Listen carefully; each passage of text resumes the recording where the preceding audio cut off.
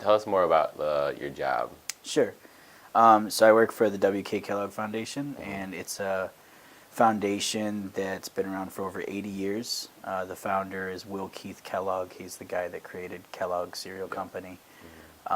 It is separate from the cereal company, but they own, they're a major stockholder of Kellogg company stock. Of the WK. And so they've got an endowment of almost, I think, now over $9 billion. That endowment creates interest, and they have to spend 5% of that every year in order for that to remain a charitable organization. Okay.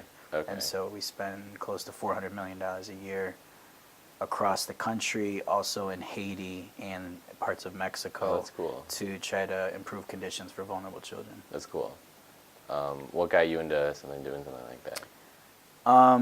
Actually, I kind of feel like I went into the family business, and I have a background as an artist and an activist. Okay. And I think I was working on local community projects with youth in places like Chicago and also here in Michigan. And I was finding myself kind of at the mercy of, I was working with the kids, but I wasn't the one writing the grants. Right. So I was kind of on the receiving end of, really well-intentioned people that were kind of out of touch with what was happening on the ground. And so I was like, I got to get up in that next room. I always want to get a room above my head. So I actually got my MBA from MSU so that I could get into those rooms that were above my head.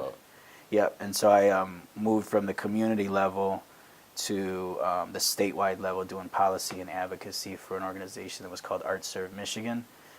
They're the state arts advocacy organization, and I moved from that organization into philanthropy for the W.K. Kellogg Foundation and joined their racial equity team.